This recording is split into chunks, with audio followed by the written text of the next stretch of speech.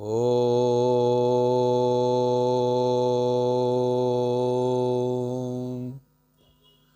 ओम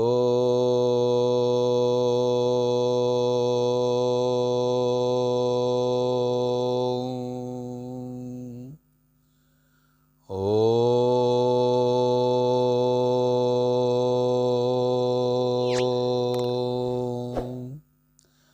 भक्ति भक्त भगवंत गुरु चतुर्नाम बपु एक, इनके पद वंदन किए तो नासत विघ्न अनेक। गुण और अवगुण हर मनुष्य के अंदर होते हैं। किसी में गुण ज़्यादा हो जाते हैं, किसी में अवगुण ज़्यादा हो जाते हैं, और इन गुणों अवगुणों के बेस पे ही आदमी व्यवहार करता है।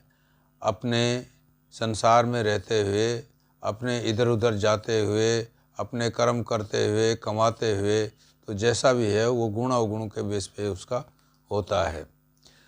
गुण जो हैं वो 3 प्रकार के कहे गए हैं, जैसे सत्वगुण हो गया, रजोगुण हो गया और तमोगुण हो गया।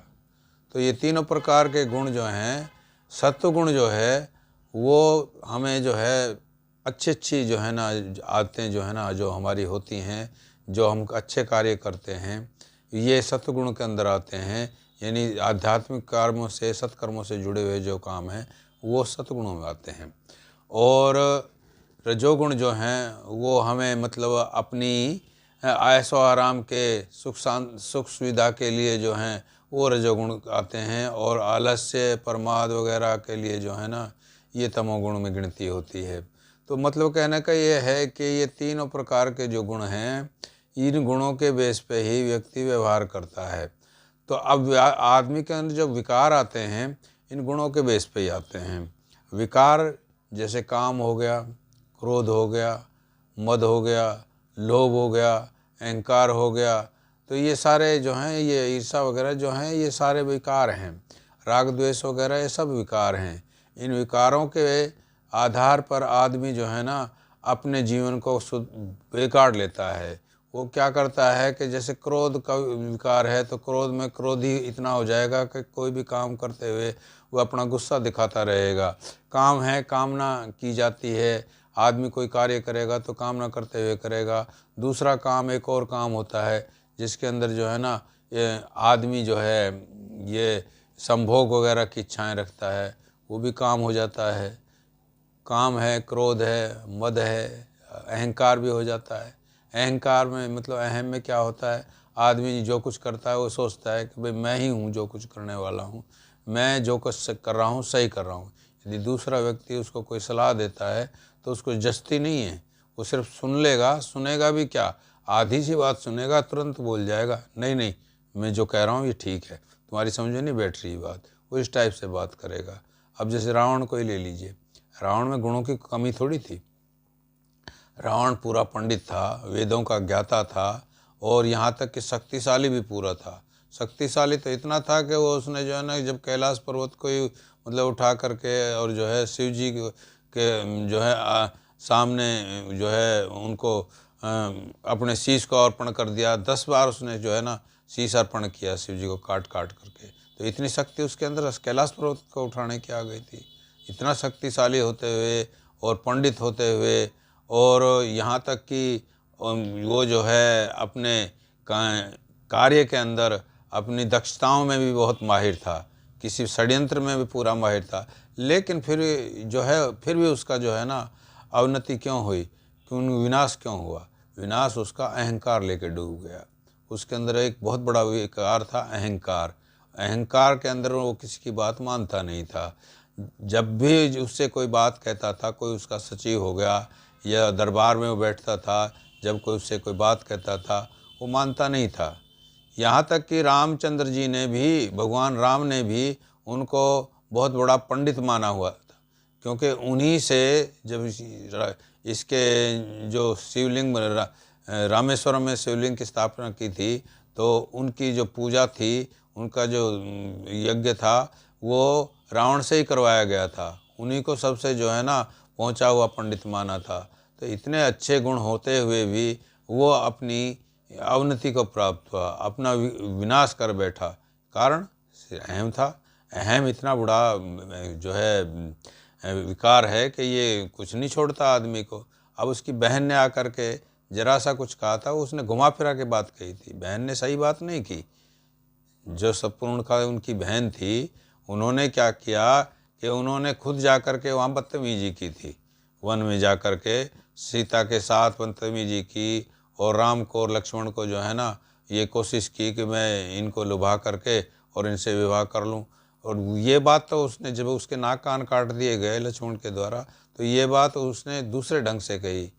उसने वहाँ रावण को जाकर के ये बोल दिया कि वो जो है ना, वो आपको जो है गाली दे रहे थे, या आपको जो है ना ये मतलब उनके बारे में, रावण के बारे में बुराई कर रहे थे। इस टाइप की बातें उसने की हैं।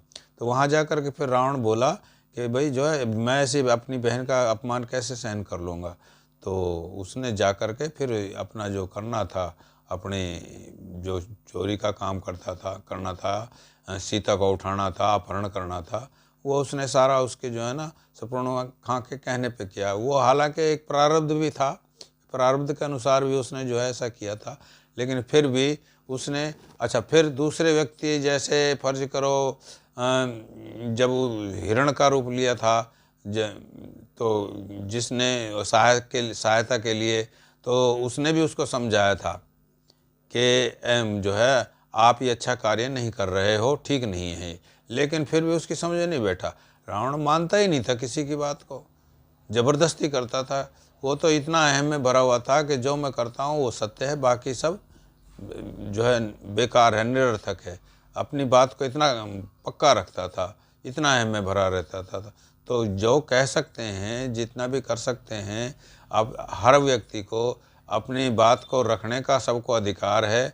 और जहाँ भी कहीं डिस्कशन हो या डिबेट हो या कहीं जो है प्रतिस्पर्धा हो या कुछ भी हो, जहाँ बहसबाजी हो या अपने गोष्ठी में कोई अपनी बात रखनी हो, तो आदमी वहाँ जा कर के अपनी बात रखे, सबकी सुने और फिर अपना जो है ना मत प्रकट करे। ये नहीं कि नहीं दूसरे की तो सुननी ही नहीं है।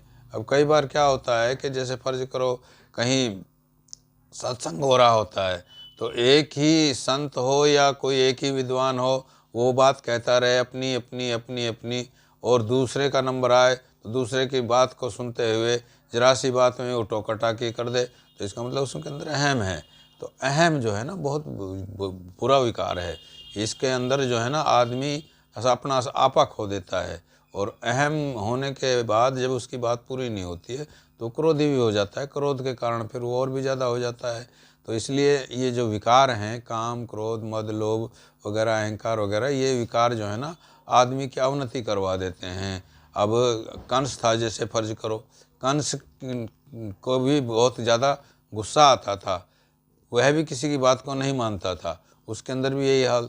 जो भी राक्षस हुए हैं, राक्षस प्रवृत्ति के जो हुए हैं, उनके अंदर अहम गुस्सा ज़्यादा था, और यही उनकी अवनति के कारण थे।